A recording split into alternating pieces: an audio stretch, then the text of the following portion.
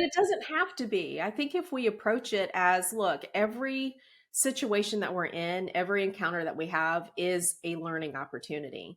And nobody is perfect.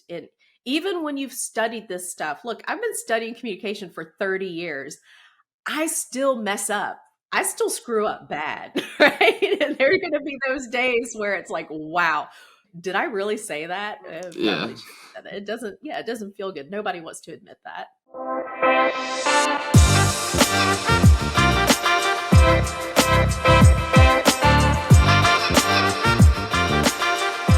Hey everyone, welcome back to the Intelligent Conversations podcast. Today, I have the honor to learn from Jennifer Furlong. Jennifer is the founder of 24/7 Communication and is a communication expert.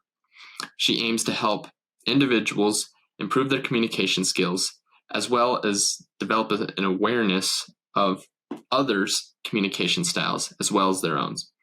This conversation that I had with Jennifer was so fun. She is just very pleasant to be around and has so many just great tidbits of wisdom to share with us, the audience. And, I got to benefit as well. She shared how to kind of navigate conflict and how to help improve your communication. And I think that's what we all want to do. So I don't want to spoil the rest of the show. I know I say that a lot, but without further ado, let's welcome Jennifer Furlong to the show. Well, thank you for coming on. I do this podcast for 3 reasons. Number one, I try to keep the audience in mind, the people that are listening. And then 2, I hope you have a great experience. And then number 3, this is kind of my selfish reason, and that's I just get to learn from fascinating people. Oh, thank you. Thank you. I appreciate that. So tell me, how did you get started in communication? I found a lot of stuff, kind of what you're doing now, and it's really cool stuff. But how'd you get started in that stuff? All I really know is that you got your bachelor's, master's, and you now have a PhD in communication, all things communication. But that's the extent. I'm sure there's a story behind how you kind of were initially drawn to that. Yeah. Well, about 30 years ago, when I graduated high school, I realized that college just was not in the cards for me. I came from a family, we were not well off, and my parents had not graduated from college. So I was completely naive as to the entire process. I honestly thought that you had to have money to go to college. Like the kids who had money Yeah. went to college. So what am I going to do? And I decided to join the military. It was one of those days I was in high school and went to the lunchroom, and a bunch of recruiters had set up their tables, and all of the kids were talking to the recruiters. And I saw the Marine recruiter standing there, and he just looked so badass in his uniform. Like he just was in complete control of the entire situation. And I was just drawn to that sense of control and calmness. And so I decided to go talk to him, and he did not take me serious. Of course, this little 17-year-old bebopping up to him. I'm going to be a Marine. He's like, yeah, right. Well, fast forward, convinced him that I was being serious. And so I started training to join. And we were talking about what MOS I could go into. And I've always loved writing. I've always loved communicating. And I had thought that I wanted to be a journalist. And so there just happened to be an MOS in the Marine Corps, where I was able to go to print journalism school as well as broadcasting journalism school. So that was really the start of it. I fell in love with doing what we're doing now. I just loved being able to have conversations, interviewing people, listening to their stories, uncovering things, putting different pieces of the puzzle together. And so I did the journalism aspect of it.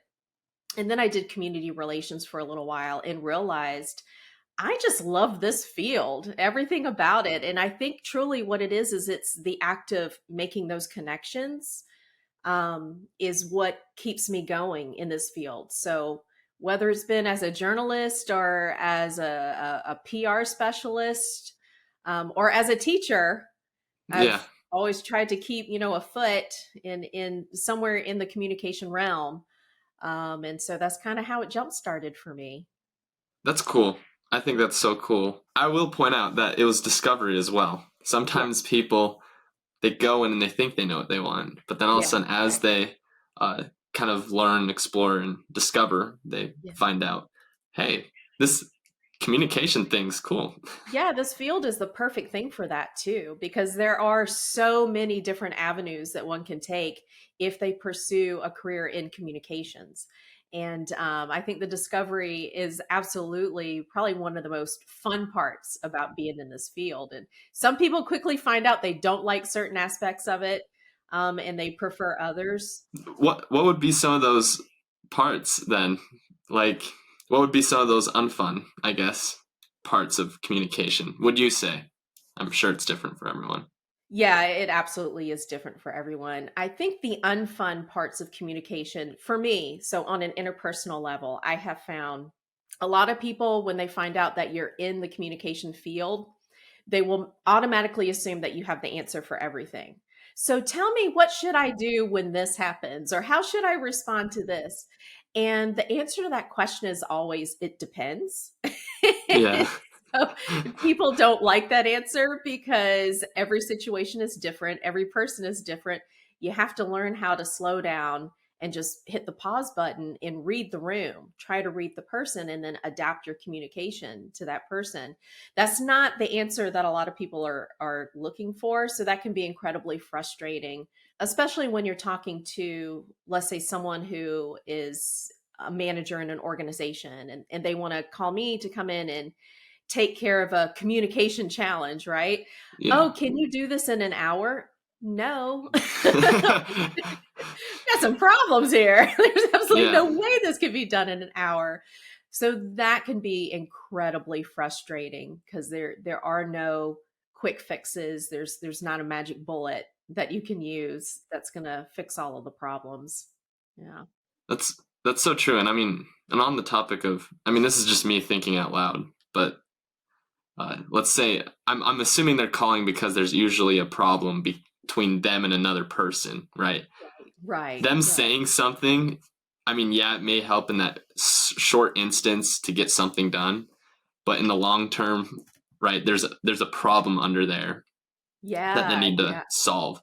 So how do you go Yeah. about, I guess, like, what's your approach to find maybe that underlying problem when there's like Right. maybe friction between two people? Yeah, you gotta be able to be willing to peel back the layers, and you have to be willing to look inside. So many of us want to focus on the other person and what they're doing. That's driving us crazy, and it's their fault. And they need to do this. And the thing is, the only thing that we can control is ourselves. And so it's better to look in. Okay, now how am I reacting to this situation? Because the way I'm reacting to the situation could be what's feeding what's going on, after that point. And a lot of people are hesitant to peel back those layers because it doesn't feel good to take accountability for your No, own actions. It doesn't feel good. None of us want to admit that we're wrong in anything, right? no, Nobody wants to admit that. And a lot of times it's not even necessarily something that we're wrong. It could be something as simple as we have just two completely different communication styles, and we just need to recognize, oh, that's why I am the way I am. And that's why you yeah, are the way you are. Now that we understand this, okay, now we can figure out a way we can adapt and work around each other's communication styles. But again, that takes time and it takes a willingness to peel back those layers and to be honest with yourself about your part of the problem rather than focusing on anybody else. that just reminds me of something my mother said. It would be like, it always takes two to fight type of thing, right? It's never just one person's 100% fault. It's always takes two to tango. Oh, absolutely. Yeah. Yeah. Yeah, and just on the accountability aspect, it is the hardest part because that it seems to be something that we run from the most. Am I right? It's like, again, that sense of, oh, I was wrong Yeah. is the worst feeling. Yeah, but it doesn't have to be. I think if we approach it as, look, every situation that we're in, every encounter that we have is a learning opportunity. And nobody is perfect. even when you've studied this stuff, look, I've been studying communication for 30 years. I still mess up. I still screw up bad, right? And there are Yeah. going to be those days where it's like, wow, did I really say that? Yeah. Probably should have said that. It doesn't, yeah, it doesn't feel good. Nobody wants to admit that. No, it's true. No one. It's the worst feeling. So how do you, I guess, maybe deal with those uncomfortable feelings, maybe in the moment type of thing? Because I'm sure it comes up, right? Like being accountable can be very nerve wracking. I would say, saying, you know what, I was wrong about this, but can you at least like maybe concede that you were wrong about this, and we need to figure out some solution type of thing. Yeah. How Yeah. do you, I guess, manage those feelings and emotions that may arise? Yeah, well, there are a few things, when you are in the moment and you're having this conversation with somebody else and you can tell it's not going in the direction that you wanted it to go, that's when you have to take the moment to just pause, hit the pause button, and just recognize, what am I feeling right now? And pay attention to how your body is reacting. We just naturally have an instinct when we get uncomfortable in a certain situation. We can feel ourselves curling in, our shoulders will begin to tense up, we can feel it in our stomachs. We start Hmm. caving inward. Yeah. And as soon as you can recognize what's happening with yourself, just acknowledge your feelings, pay attention to what's happening with your body. There are certain things in that moment that you can do. Like, as I'm thinking about, okay, I'm nervous about this, or I don't like the direction it's going and I'm getting tense, I'm going to force myself to change my body position. As I'm caving in, no, I need to feel more relaxed. I need to calm myself and feel more confident in this moment. So I'm going to focus on my shoulders and I'm going to push them down, as I'm listening. And as I'm listening, I'm not preparing my response in the moment. That's one of the Yeah. most critical things. We tend to react rather than respond. And so taking that moment to acknowledge, I'm feeling a certain kind of way. Let me make some adjustments here. Let me listen so that I can respond to what they're saying. I'm not just going to react to what they're saying. That takes time. That takes a lot of practice. And it takes a certain mindfulness, a willingness to be able to, I don't have to be right in this moment. Like right now, I don't Hmm. have to be right.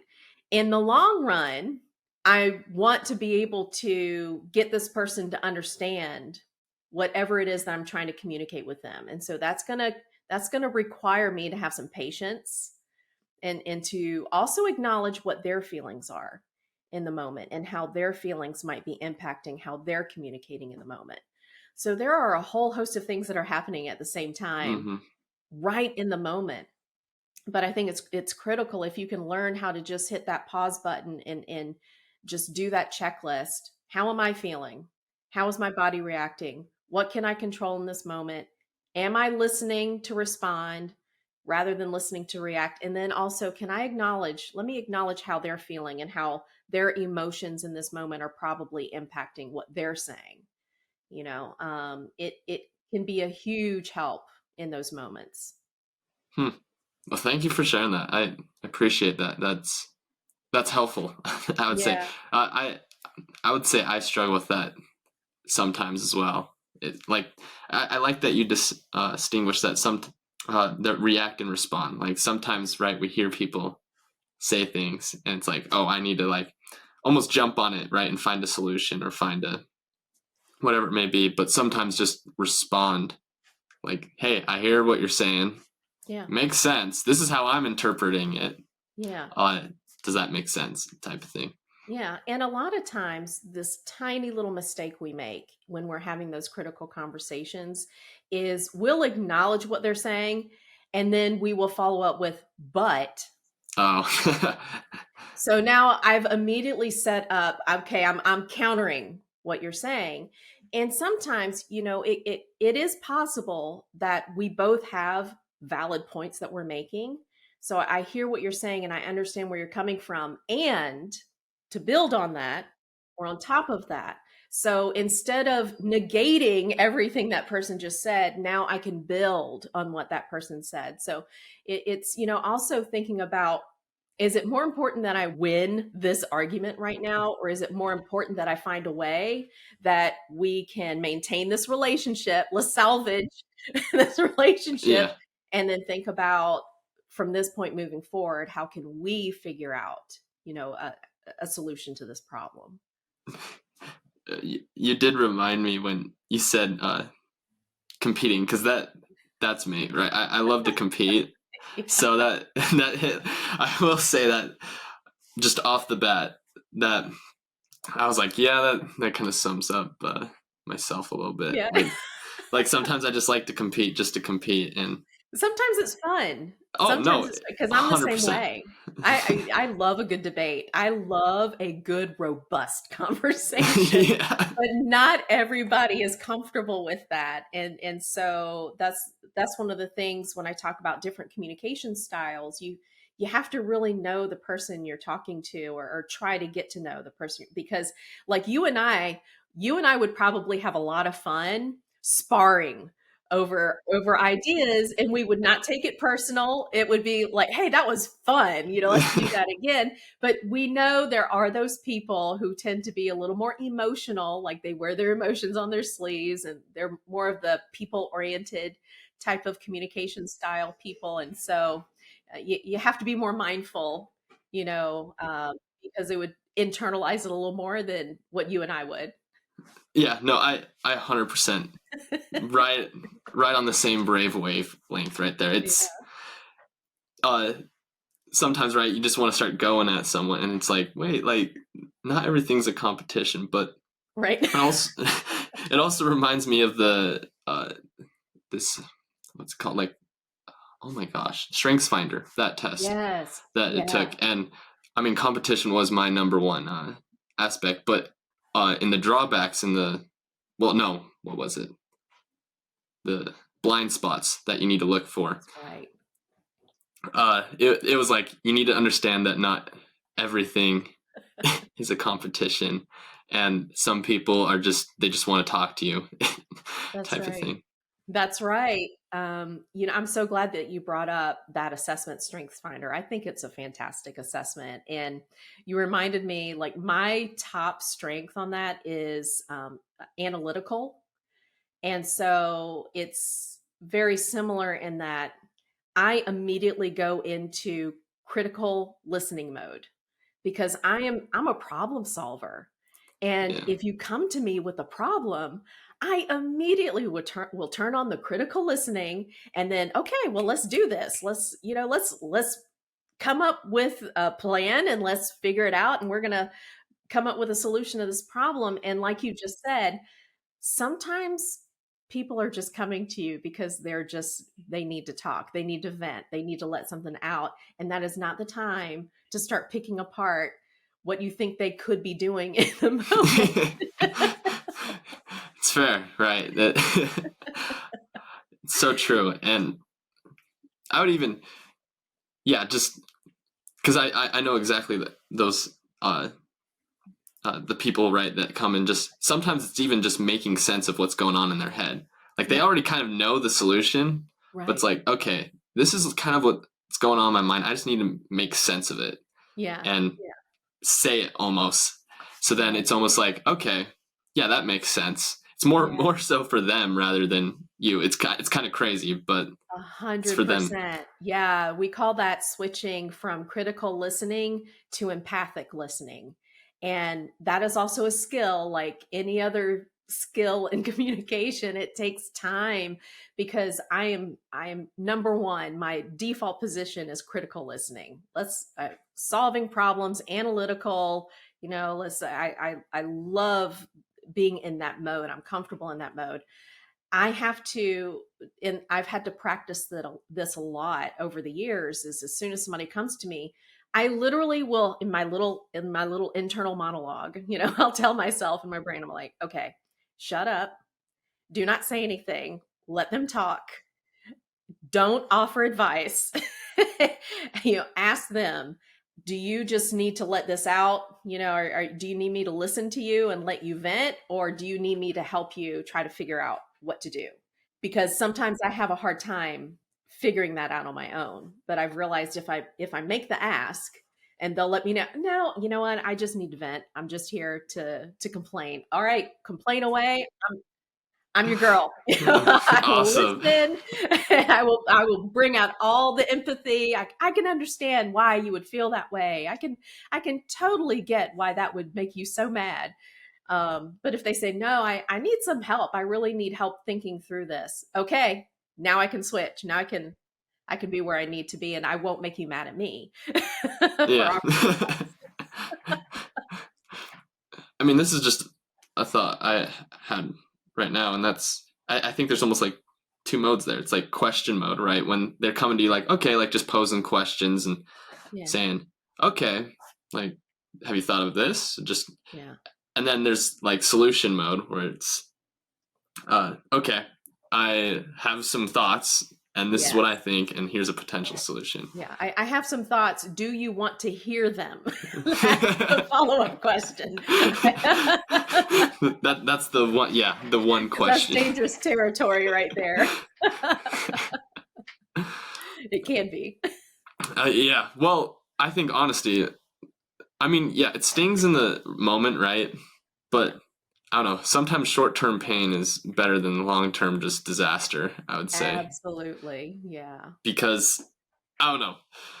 Sometimes, like I would say, like I'll find like no one wants to hear like you suck at something, but uh, sometimes I almost prefer that because it either one that competitiveness and activates inside me. It's like, all right, I'm gonna show you like what's up, or it's like, all right, maybe I should pursue another avenue. And thank you almost for telling me that I should stop doing this.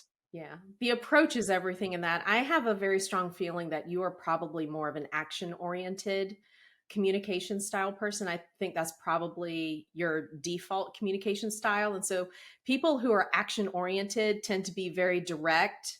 They are to the point. They don't like things to take too long in terms of explanations. I don't need all of those tiny details. Just give it to me straight. Let's skip to the conclusion. What are the recommendations? And Yeah. so, yeah, so you have a very strong appreciation for someone who can come up to you and say, hey, look, I got something I got to tell you. And they're going to be direct about it and get to the point. And it's probably not going to hurt your feelings too bad. If you're approaching someone who is more idea oriented or people oriented, you do have to take your time with that and really think about the approach, the delivery of it, the behavior that goes behind the Hmm. communication can make a huge difference in their not only willingness to take in the message, but their ability to even take in the message. It has a huge impact on that. Interesting. Hmm. So I'm curious. Just I mean, this is a little sidestep, but what are the other types of styles right here? Because I did look at the assessment you did, Hmm. and really well put together. I'd say a lot of questions, Yeah. a lot of questions. And so, what are just kind of some of the other styles? It's kind of my Yeah, question. well, this assessment was developed by Dr. Pierre Cass, and he's an author. He is like the leading expert in multicultural management. He's written a lot of books, and he developed this assessment. I think it was in the late '80s, but that's how tried and true this assessment is. And what you do is, and you're right, there are a lot of Yeah. questions. And so, what I suggest to people is when they take the assessment, think about answering the questions when you're at work. Like, how would you answer these while you were at work versus how would you answer them while you were at home? Because it is possible that your default communication style could be different, completely different based on just those two, different environments that you're in. And so what he found is there's basically four major communication styles, and we all have all of the different communication styles in us. It's just that one tends to be the dominant style over the other ones. And so, one of them I've already mentioned, you've got the action oriented communication style. We have a process oriented communication style. So those are the ones that tend to be a little more cautious, let's take our time, let's look at the pros and cons, let's feel this out. Completely opposite from action oriented, because they're like, no, let's do this.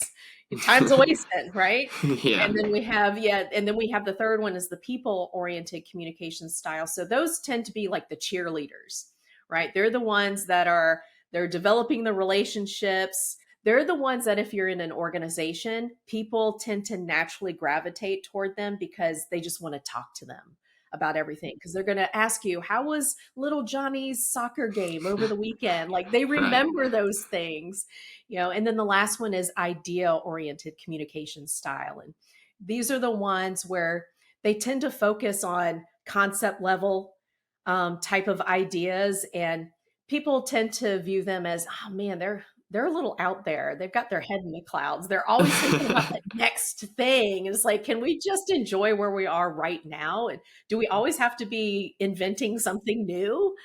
Yes. Yeah. And so you can see how those four styles, a lot of times, we want in groups to be able to communicate and fit together like this. But if we're not aware of how these communication styles not only impact what we choose to focus on, but also our behaviors, like in how we choose to communicate our ideas to other people. Instead of doing this, we start doing this really quickly. Yeah. Yeah. That's where, problems arise. And Oh, I, yeah. I will, I want to, because this is just a thought I had. I'm a little bit of a fan of Steve Jobs, and Uh-huh. he was known for his friction he created. Yes. And but I have heard the phrase that sometimes, like when teams first assemble or when you first like meet people, there has to almost like there's kind of like, oh yeah, I get to know each other, but there almost has to be friction Yeah. before you kind of get that refined product, whatever it may be. So I'm kind of curious what your thoughts are on that. Like, is friction necessary, or should we try and get rid of it? I think friction can be incredibly helpful in the right environment when everyone is prepped for that. For example, if you go into the conference room and we're now trying to think of a new idea, right? We want to come up with a new concept. Well, you've got the idea oriented person in the room who is super excited, and they got the whiteboard and they've got all kinds of crazy stuff. Let them go. Let them have that moment, and now is not the time. If you're more of a process oriented person, like I tend to go back and forth between process and then action, just depending on the situation and the need. I'm the type of person, if I think something is so out there, there's like no way in hell that's going to work. I need to just shut up in that moment though, because I have to remember we're brainstorming right now. So there are no quote bad ideas. We can figure it out later on. Later is when I can ask all the questions. So I think when you prep the team, look, we're here. I don't care how crazy the idea seems. Let's write down as much as possible for like a good solid 30 minutes. None of us are going to make any judgments. Yeah. Let's do this, and then we'll transition to having a conversation and introduce questions, and then we can begin picking apart the ideas. So I think you really do, as the manager, have to set up the situation so that everybody understands what the expectations are and they're comfortable with the environment. Now that they know the expectations, they're ready for it. That's good. I like that. Thank you. And it's almost, yeah, like, I mean, using the word communication, using communication to say, hey, look, this is what we're doing right now. Like, I know you love to do this, but hey, you're going to be more useful here. Yeah. Just kind of, yeah, just Yeah. communicate it, right? Yeah, and you got the people-oriented person, sitting in the corner monitoring everybody, and when it gets a little too heated, that's going to be the person that kind of monitors and manages, right? Yeah, Everybody's that's true. emotions. Yeah. Hey, They're, I think we need a break. they can actually gauge. Yeah. Ah, that is so true. I never even thought of that. Yeah, there's always that one person. Typically, I'm the one going at someone, so they'll be like, "All right, let's cool our heads." I'll be like, "All right, let's," and then I'll walk away, and yeah, they'll.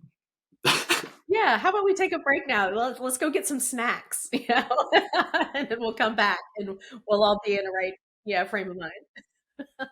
Yeah. That's true.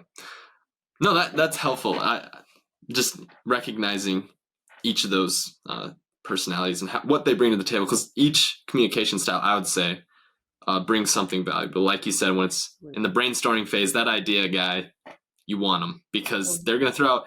I mean, even just thinking from a business perspective, right? The whole phrase "one out of 10 businesses fail." It's like yeah. I heard the phrase. It's like 1 out of 10 ideas is essentially what it is. It's 1 out of 10 ideas is going to fail. So Right. they're going to be throwing out a lot of ideas, and yeah, 9 of those are probably terrible. But Yeah. there's usually that one that's like, hey, whoa, like let's go after that idea.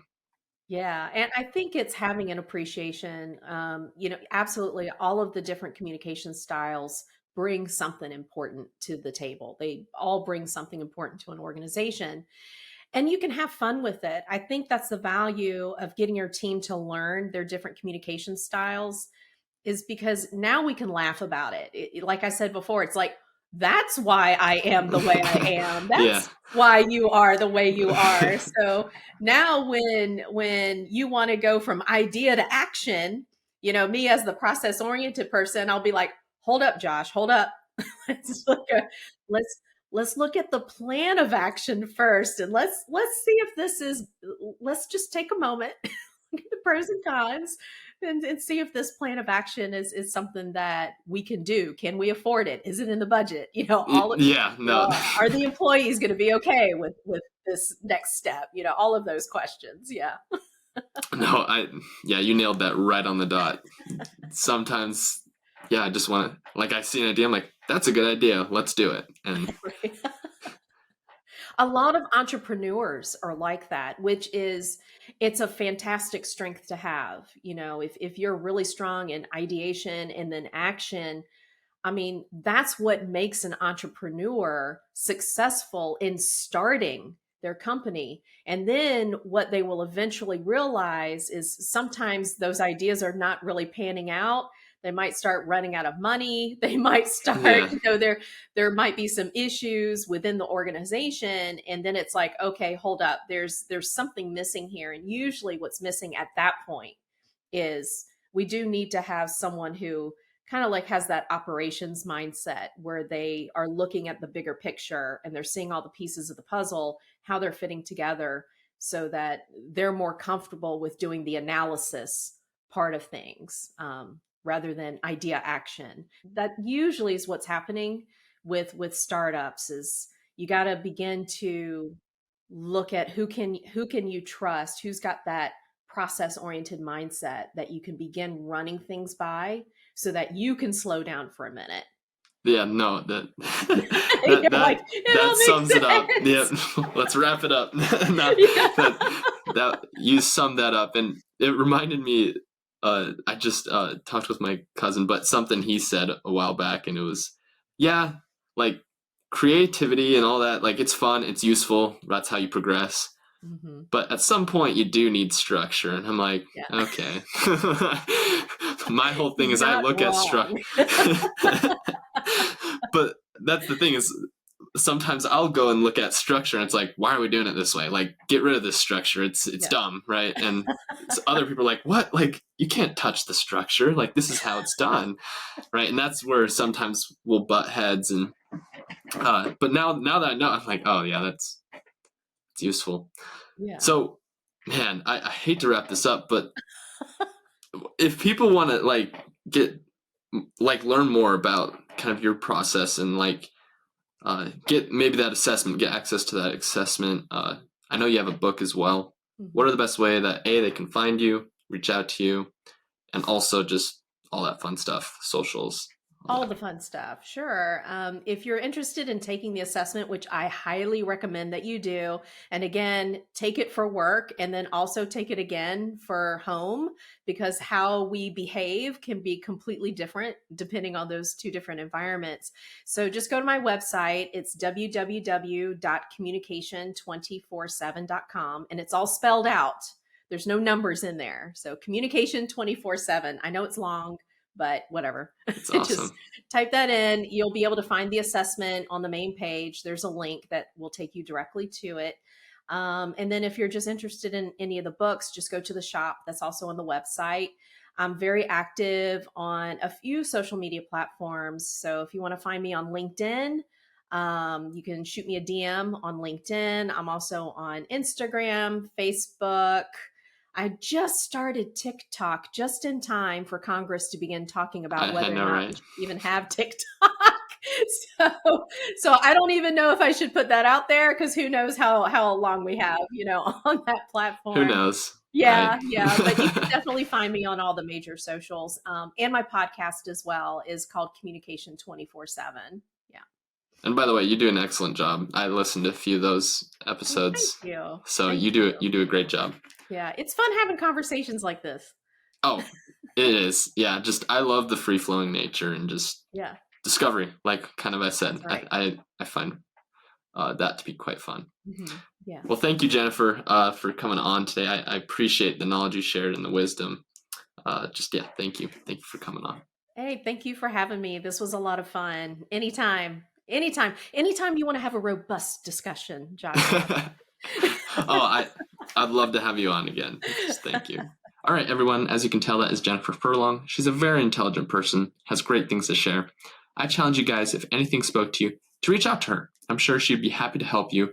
And she gave you some information there to get your assessment on your communication style. Stay tuned till next week. We have a great guest lined up for you guys. See you guys next week, and let's get after it. Hey everyone, if you liked this episode and would like to hear more, be sure to hit that subscribe or follow button. We release a new episode every Wednesday for you guys to listen to. Thank you guys so much for the support that you give. We could not have done this without you guys. If you would like to be a potential guest on the show, check out intelligentconvos.com and fill out the form there. Thank you guys again, and let's get after it.